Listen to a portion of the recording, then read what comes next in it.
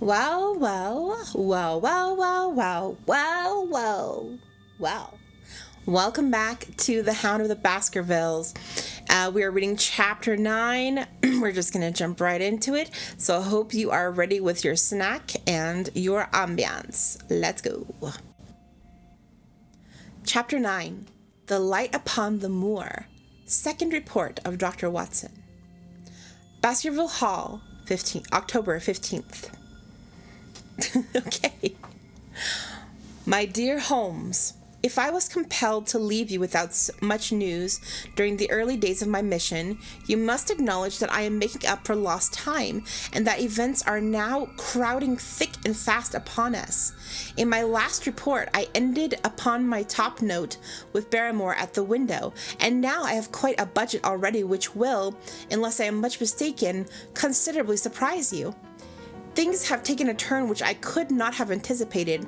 In some ways, they have within the last 48 hours become much clearer, and in some ways, they have become more complicated. But I will tell you all, and you shall judge for yourself.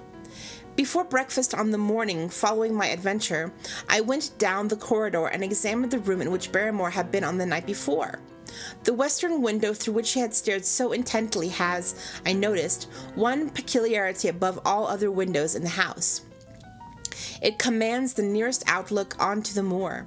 There is an opening between two trees which enables one from this point of view to look right down upon it, while from all other windows it is only a distant glimpse which can be obtained. It follows, therefore, that Barrymore, since only this window could serve this purpose, must have been looking out for something or somebody upon the moor. The night was very dark, so that I can hardly imagine how he could have hoped to see anyone. It had struck me that it was possible that some love intrigue was on foot. There would have accounted for his stealthy movements and also for the uneasiness of his wife. The man is a striking-looking fellow, very well equipped to steal the heart of a country girl, so that this theory seemed to have something to support it. That opening of the door which I had heard after I had returned to my room might mean that he had gone out to keep some clandestine appointment. So I reasoned with myself in the morning, and I tell you the direction of my suspicions, however much the results may have shown that they were unfounded. But whatever the true explanation of Barrymore's movements might be, I felt that the responsibility of keeping them to myself until I could explain them was more than I could bear. I had an interview with the baronet in his study after breakfast, and told him all that I had seen. He was less surprised than I had expected. "I knew that Barrymore were walking about nights, and I had a mind to speak to him about it," said he. "2 or 3 times I've heard his steps in the passage, coming and going, just about the hour you name." "Perhaps he pays a visit every night to that particular window," I suggested. "Perhaps he does. If so, we should be able to shadow him and see what it is that he is after. I wonder what your friend Holmes would do if he were here." "I believe he would do exactly as what you now suggest," said I. "He would follow Barrymore and see what he did. Then we shall do it together. But surely he would hear us." "The man is rather deaf, and in any case we must take our chance of that. We'll sit up in my room tonight and wait until he passes." Sir Henry rubbed his hands with pleasure, and it was evident that he hailed the adventure as a relief to his somewhat quiet life upon the moor. The baronet has been in communication with the architect who prepared the plans for Sir Charles, and with a contractor from London, so that we may expect great changes to begin here soon. There have been decorators and furnishers up from Plymouth, and it is evident that our friend has large ideas, and means to spare no pains or expense to restore the grandeur of his family. When the house is renovated and refurnished, all that he will need will be a wife to make it complete. Between ourselves, there are pretty clear signs that this will not be wanting if the lady is willing, for I have seldom seen a man more infatuated with a woman than he is with our beautiful neighbor Miss Stapleton, and yet the course of true love does not run quite as smoothly as one would under the circumstance expect. Today, for example, its surface was broken by a very unexpected ripple, which has caused our friend considerable perplexity and annoyance. After the conversation which I have quoted about Barrymore, Sir Henry put on his hat and prepared to go out. As a matter of course, I did the same. "What, are you coming, Watson?" he asked, looking at me in a curious way. That depends on whether you are going on the moor, said I. Well, yes, I am. Well, you know my instructions are. I am sorry to intrude, but you heard how earnestly Holmes insisted that I should not leave you, and especially that you should not go alone upon the moor. Sir Henry put his hand upon my shoulder with a pleasant smile. My dear fellow, said he, Holmes, with all his wisdom, did not foresee some things which have happened since I have been on the moor. You understand me? I am sure that you are the last man in the world who would wish to be a spoil-sport. I must go out alone. It put me in a most awkward position. I was at a loss what to say or what to do, and before I had made up my mind, he picked up his cane and was gone. But when I came to think the matter over, my conscience reproached me bitterly for having on any pretext allowed him to go out of my sight. I imagined that my feelings would be if I had to return to you and to confess that some misfortune had occurred through my disregard for your instructions. I assure you my cheeks flushed at the very thought. It might not even now be too late to overtake him, so I set off at once in the direction of Merripit House. I hurried along the road at the top of my speed, without seeing anything of Sir Henry, until I came to the point where the moor path branches off. There, fearing that perhaps I had come in the wrong direction after all, I mounted a hill from which I could command a view, the same hill which is cut into the dark quarry. Thence I saw him at once. He was on the moor path about a quarter of a mile off, and a lady was by his side who could only be Miss Stapleton. It was clear that there were already an understanding between them, and they had met by appointment. They were walking slowly along in deep conversation, and I saw her making quick little movements of her hands, as if she were very earnest in what she was saying, while he listened intently, and once or twice shook his head in strong dissent. I stood among the rocks watching them, very much puzzled as to what I should do next. To follow them and break into their intimate conversation seemed to be an outrage, and yet my clear duty was never for an instant to let him out of my sight. To act the spy upon a friend was a hateful task. Still, I could see no better course than to observe him from the hill, and to clear my conscience by confessing to him afterwards what I had done. It is true that if any sudden danger had threatened him, I was too far away to be of use, and yet I am sure that you will agree with me that the position was very difficult, and that there was nothing more which I could do. Our friend Sir Henry and the lady had halted the path, and were standing deeply absorbed in their conversations, when I was suddenly aware that I was not the only witness of their interview. A wisp of green floating in the air caught my eye, and another glance showed me that it was carried on a stick by a man who was moving among the broken ground. It was Stapleton with his butterfly net. He was very much closer to the pair than I was, and he happened to be moving in their direction. At this instant, Sir Henry suddenly drew Miss Stapleton to his side.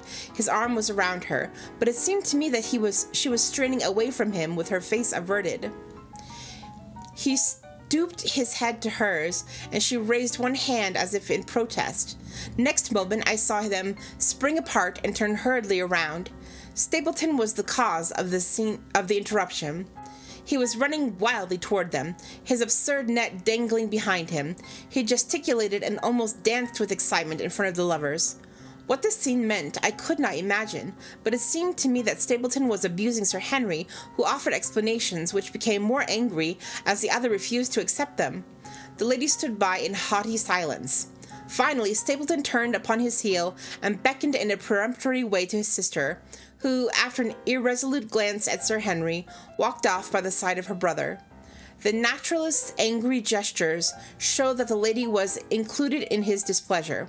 The baronet stood for a moment looking after them, and then he walked slowly back the way he had come, his head hanging, the very picture of dejection.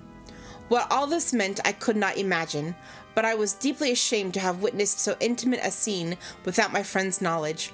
I ran down the hill, therefore, and met the baronet at the bottom. His face was flushed with anger, and his brows were wrinkled, like one who is at his wit's end what to do. "Hallo, Watson, where have you dropped from?" said he. "You don't mean to say that you came after me in spite of all?" I explained everything to him, how I had found it impossible to remain behind, how I had followed him, and how I had witnessed all that had occurred. For an instant his eyes blazed at me, but my frankness disarmed his anger, and he broke at last into a rather rueful laugh. "You would have thought the middle of that prairie a fairly safe place for a man to be private," said he, "but by thunder, the whole countryside seems to have been out to see me do my wooing, and a mighty poor wooing at that. Where had you engaged a seat?" "I was on that hill." "Quite in the back row, eh?" but her brother was well up to the front. Did you see him come out on us?" "Yes, I did." "Did he ever strike you as being crazy, this brother of hers?" "I can't say that he ever did." "I dare say not. I always thought him sane enough until today, but you can take it from me that either he or I ought to be in a straitjacket. What's the matter with me, anyhow? You've lived near me some weeks, Watson. Tell me straight now. Is there anything that would prevent me from making a good husband to a woman that I loved?" "I should say not." "He can't object to my worldly position, so it must be myself that he has this down on. What has he against me? I never hurt man or woman in my life that I know of, and yet he would not so much as let me touch the tips of her fingers." "Did he say so?" "That and a deal more. I tell you, Watson, I've only known her these few weeks, but from the first I just felt that she was made for me. And she, too, she was happy when she was with me, and that I'll swear. There's a light in the woman's eyes that speaks louder than words. But he has never let us get together, and it was only today for the first time that I saw a chance of us having a few words with her alone. She was glad to meet me, but when she did, it was not love that she would talk about, and she wouldn't have let me talk about it either if she could have stopped it. She kept coming back to it that this was a place of danger, and that she would never be happy until I had left it. I told her that since I had seen her, I was in no hurry to leave it, and that if she really wanted me to go, the only way to work it was for her to arrange to go with me. With that, I offered in as many words to marry her, but before she could answer, down came this brother of hers, running at us with a face on him like a madman. He was just white with rage, and those light eyes of his were blazing with fury. What was I doing with the lady? How dared I offer her attention, which were distasteful to her? Did I think that because I was a baronet I could do what I liked? If he had not been her brother, I should have known better than how to answer him. As it was, I told him that my feelings toward his sister were such as I was not ashamed of, and that I hoped that she might honor me by becoming my wife. That seemed to make the matter no better, so then I lost my temper too, and I answered him rather more hotly than I should perhaps, considering that she was standing by. So it ended by his going off with her, as you saw, and here I am, as badly puzzled a man as any in this country. Just tell me what it all means, Watson, and I'll owe you more than I ever can hope to pay." I tried one or two explanations, but indeed, I was completely puzzled myself. Our friend's title, his fortune, his age, his character, and his appearance are all in favor, and I know nothing against him unless it be this dark fate which runs in his family, that his advances should be rejected so brusquely without any reference to the lady's own wishes, and that the lady should accept the situation without protest is very amazing. However, our conjectures were set at rest by a visit from Stapleton himself that very afternoon. He had come to offer apologies for his rudeness of this morning, and after a long private interview with Sir Henry in his study, the upshot of their conversation was that the breach is quite healed, and that we are to dine at Merripit House next Friday as a sign of it. "I don't say now that he isn't a crazy man," said Sir Henry. "I can't forget the look in his eyes when he ran at me this morning, but I must allow that no man could make a more handsome apology than he has done." "Did he give any explanation of his conduct?" "His sister is everything in his life, he says. That is natural enough, and I am glad that he should understand her value. They have always been together, and according to his account he had been a very lonely man with only her as a companion, so that the thought of losing her was really terrible to him. He had not understood, he said, that I was becoming attached to her, but when he saw with his own eyes that it was really so, and that she might be taken away from him, it gave him such a shock that for a time he was not responsible for what he said or did. He was very sorry for all that had passed, and he recognized how foolish and how selfish it was that he should imagine that he could hold a beautiful woman like his sister to himself for her whole life. If she had to leave him, he had rather it was to a neighbor like myself than to anyone else. But in any case, it was a blow to him, and it would take him some time before he could prepare himself to meet it. He would withdraw opposition upon his part, if I would promise for 3 months to let the matter rest, and to be content with cultivating the lady's friendship during that time without claiming her love. This I promised, and so the matter rests. So there is one of our small mysteries cleared up. It is something to have touched bottom anywhere in this bog in which we are floundering. We know now why Stapleton looked with disfavor upon his sister's suitor, even when that suitor was so eligible as one as Sir Henry. And now I pass on to another thread which I have extricated out of the tangled skein. The mystery of the sobs in the night, of the tear-stained face of Mrs. Barrymore, and the secret journey of the butler to the western lattice window. Congratulate me, my dear Holmes, and tell me that I have not disappointed you as an agent, that you do not regret the confidence which you showed in me when you sent me down. All these things have by one night's work been thoroughly cleared. I have said by one night's work, but in truth it was by 2 nights' work, for on the first we drew entirely blank. I sat up with Sir Henry in his rooms until nearly 3 o'clock in the morning, but no sound of any sort did we hear except the chiming clock upon the stairs. It was a most melancholy vigil, and ended by each of us falling asleep in our chairs. Fortunately, we were not discouraged, and we determined to try again. The next night we lowered the lamp and sat smoking cigarettes without making the least sound. It was incredible how slowly the hours crawled by, and yet we were helped through it by the same sort of patient interest which the hunter must feel as he watches the trap into which he hopes the game may wander. 1 struck, and 2, and we had almost for the second time given up in despair, when in an instant we both sat bolt upright in our chairs, and with all our weary senses keenly on the alert once more. We had heard the creak of a step in the passage. Very stealthily we heard it pass along until it died away in the distance. Then the baronet gently opened his door, and we set out in pursuit. Already our man had gone round the gallery, and the corridor was all in darkness. Softly we stole along until we had come into the other wing. We were just in time to catch a glimpse of the tall black-bearded figure, his shoulders rounded as he tiptoed down the passage. Then he passed through the same door as before, and the light of the candle framed it in the darkness, and shot one single yellow gleam across the gloom of our corridor. We shuffled cautiously toward it, trying every plank before we dared to put our whole weight upon it. We had taken the precaution of leaving our boots behind us, but even so the old boards snapped and creaked beneath our tread. Sometimes it seemed impossible that he should fail to hear our approach. However, the man is fortunately rather deaf, and he was entirely preoccupied in what he was doing. When at last we reached the door and peeped through, we found him crouching at the window, candle in hand, his white, intent face pressed against the pane, exactly as I had seen him do 2 nights before. We had arranged no plan of campaign, but the baronet is a man to whom the most direct way is always the most natural. We walked into the room. As he did so, Barrymore sprang up from the window with a sharp hiss of his breath, and stood livid and trembling before us. His dark eyes, glaring out of the white mask of his face, were full of horror and astonishment as he gazed from Sir Henry to me. "What are you doing here, Barrymore?" "Nothing, sir." His agitation was so great that he could barely speak, and the shadows sprang up and down from the shaking of his candle. "It was the windows, sir. I go round at night to see that they are fastened." "On the 2nd floor?" "Yes, sir, all the windows." "Look here, Barrymore," said Sir Henry sternly, "we have made up our minds to have the truth out of you, so it will save you trouble to tell it sooner rather than later. Come now, no lies. What were you doing at that window?" The fellow looked at us in a helpless way, and he wrung his hands together like one who is in the last extremity of doubt and misery. "I was doing no harm, sir. I was holding a candle to the window." "And why were you holding a candle to the window?" "Don't ask me, Sir Henry, don't ask me. I give you my word, sir, that it was not my secret, and that I cannot tell it. If it concerned no one but myself, I would not try to keep it from you." A sudden idea occurred to me, and I took the candle from the trembling hand of the butler. He must have been holding a signal," said I. "Let us see if there is any answer." I held it as he had done, and stared out into the darkness of the night.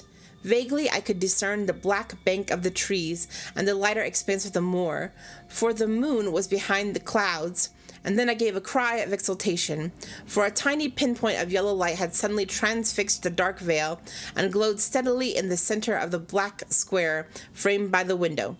"There it is!" I cried. "No, no, sir, it is nothing at all," the butler broke in. "I assure you, sir." "Move your light across the window, Watson," cried the baronet. "See, the other moves also. Now, you rascal, do you deny that it is but a signal? Come, speak up.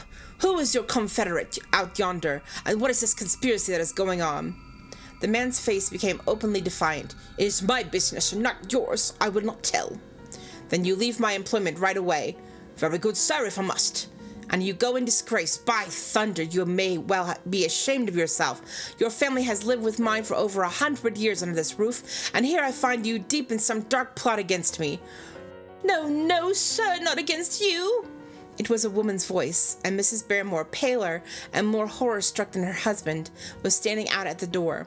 Her bulky figure in a shawl and a skirt might have been comic were it not for the intensity of feeling upon her. We have to go, Eliza. This is the end of it. You can pack our things, said the butler. Oh, John, John, have I brought you to this? It is my doing, Sir Henry, all mine. He has done nothing except for my sake and because I asked him. Speak out, then. What does it mean? My unhappy brother is starving on the moor. We cannot let him perish at our very gates. The light is a signal to him, and that food is ready for him, and his light out yonder. It is to show the spot to which to bring it.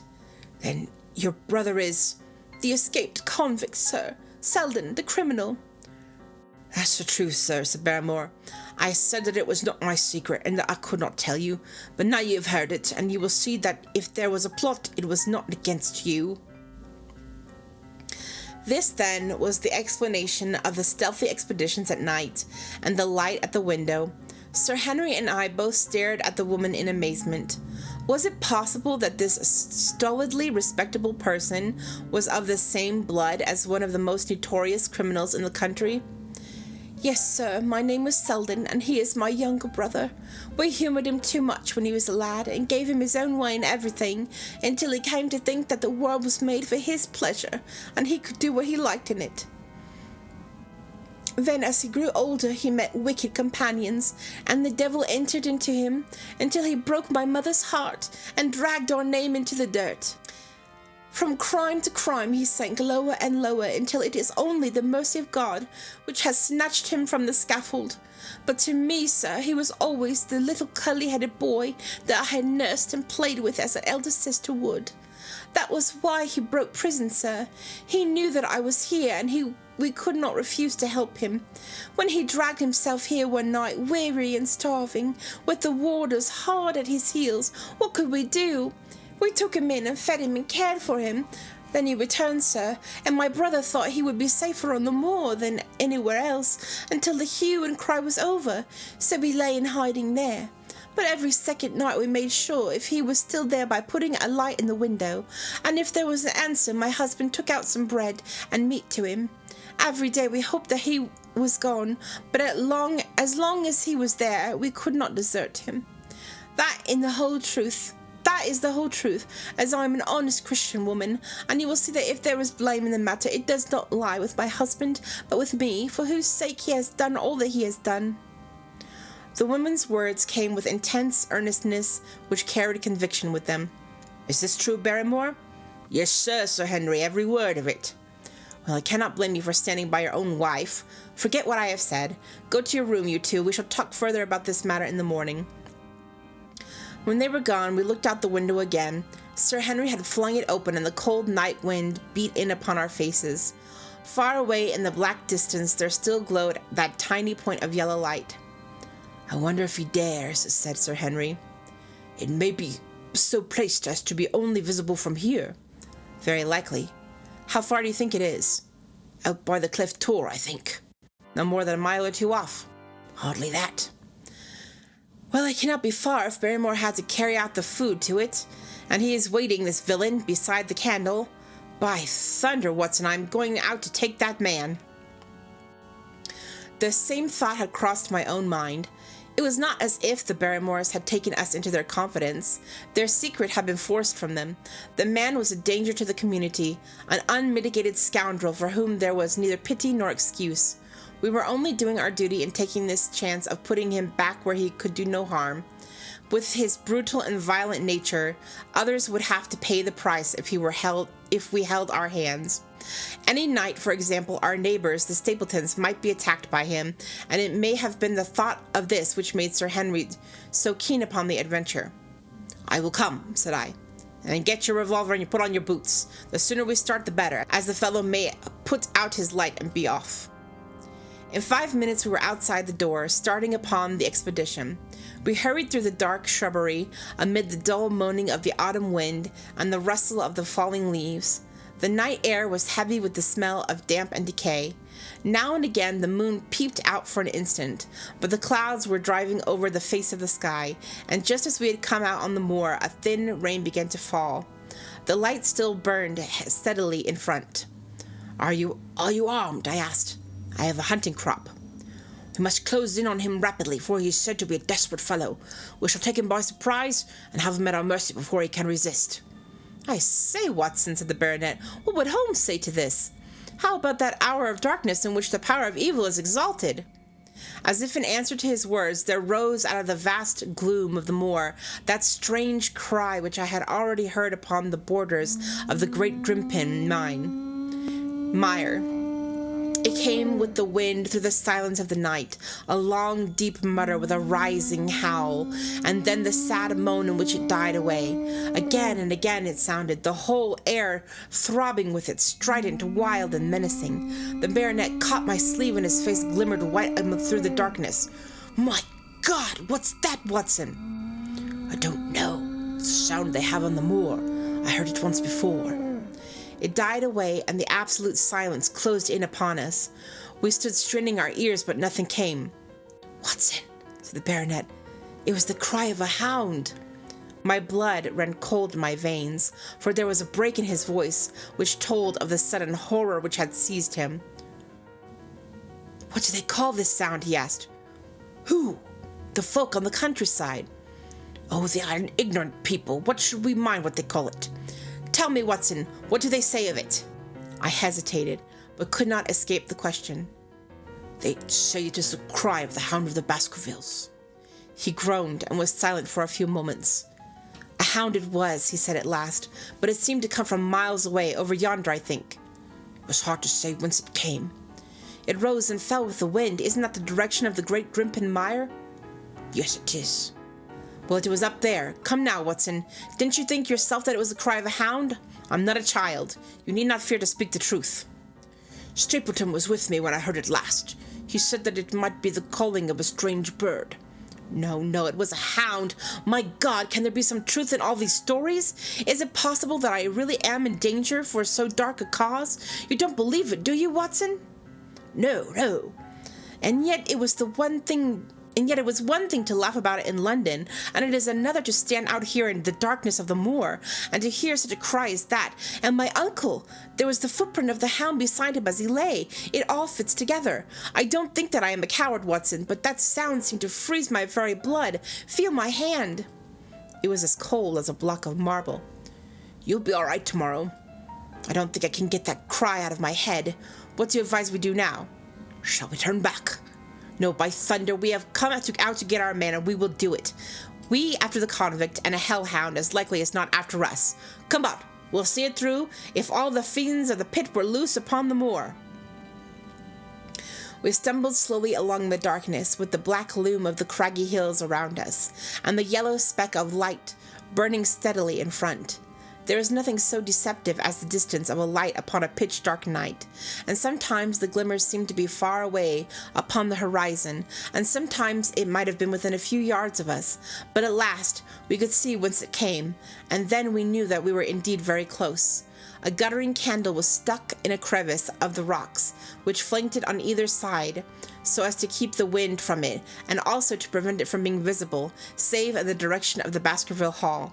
A boulder of granite concealed our approach, and crouching behind it, we gazed over it at the signal light. It was strange to see the signal candle burning there in the middle of the moor, with no sign of life near it, just one straight yellow flame and the gleam of the rock on each side of it. "What shall we do now?" whispered Sir Henry. "Wait here. He must be near his light. Let us see if we can get a glimpse of him." The words were hardly out of my mouth when we saw him. Over the rocks, in the crevice of which the candle burned, there was thrust out an evil yellow face, a terrible animal face, all seamed and scored with vile passions, foul with mire and bristling beard, and hung with matted hair. It might well have belonged to one of those old savages who dwelt in the burrow of the hillsides. The light beneath him was reflected in his small cunning eyes, which peered fiercely to right and left through the darkness, like a crafty and savage animal who has heard the steps of the hunters. Something had evidently aroused his suspicions. It may have been that Barrymore had some private signal which we had neglected to give, or the fellow may have had some other reason for thinking that all was not well, but I could read his fears upon his wicked face. Any instant he might dash out the light and vanish in the darkness. I sprang forward, therefore, and Sir Henry did the same. At the same moment the convict screamed out a curse at us and hurled a rock which splintered up against the boulder which had sheltered us. I caught one glimpse of his short, squat, strongly built figure as he sprang to his feet and turned to run. At the same moment, by a lucky chance, the moon broke through the clouds. We rushed over the brow of the hill, and there was our man running with great speed down the other side, springing over the stones in his way with the activity of a mountain goat. A lucky long shot of my revolver might have crippled him, but I had brought it only to defend myself if attacked, and not to shoot an unarmed man who was running away. We were both swift runners and in fairly good training, but we soon found that we had no chance of overtaking him. We saw him for a long time in the moonlight until he was only a small speck, moving swiftly among the boulders upon the side of a distant hill. We ran and ran until we were completely blown, but the space between us grew even wider. Finally, we stopped and sat panting on two rocks, while we watched him disappearing in the distance. And it was at this moment that there occurred a more strange and unexpected thing. We had risen from our rocks and were turning to go home, having abandoned the hopeless chase. The moon was low upon the night, and the jagged pinnacle of granite tore stood against the lower curve of its silver disk. There, outlined as black as an ebony statue on the shining background, I saw the figure of a man upon the tor. Do not think that it was delusion, Holmes. I assure you that I have never in my life seen anything more clearly. As far as I could judge, the figure was that of a tall, thin man. He stood with his legs a little separated, his arm folded, his head bowed, as if he were brooding over that enormous wilderness of peat and granite which lay before him. He might have been the very spirit of that terrible place. It was not the convict. This man was far from the place where the latter had disappeared. Besides, he was a much taller man. With a cry of surprise, I pointed him out to the baronet, but in the instant during which I turned to grasp his arm, the man was gone. There was the sharp pinnacle of granite still cutting the lower edge of the moon, but its peak bore no trace of that silent and motionless figure. I wished to go in that direction and to search the tor, but it was some distance away. The baronet's nerves were still quivering from the cry, which recalled the dark story of his family, and he was not in the mood for fresh adventures. He had not seen the lonely man upon the tor and could not feel the thrill with his strange presence of his commanding attitude had given to me. "A warder, no doubt," said he. The moor has been thick with them since the fellow escaped." Well, perhaps his explanation may be the right one, but I should like to have some further proof of it. Today we mean to communicate to the Princeton people where they should look for their missing man, but it is hard lines that we have not actually had the triumph of bringing him back as our own prisoner. Such are the adventures of last night, and you must acknowledge, my dear Holmes, that I have done you very well in the matter of a report. Much of what I tell you is no doubt quite irrelevant, but still I feel that it is best that I should let you have all the facts and leave you to select for yourself those of which will be of most service to you in helping you to your conclusions. We are certainly making some progress. So far as the Barrymores go, we have found the motive of their actions, and that has cleared up the situation very much. But the moor, with its mysteries and strange inhabitants, remains as inscrutable as ever. Perhaps in my next I may be able to throw some light upon this also. Best of all would it be if you could come down to us. In any case, you will hear from me again in the course of the next few days. All right, well, that's where we're going to stop, and we'll be back tomorrow with Chapter 10. So I'll see you then. Goodbye.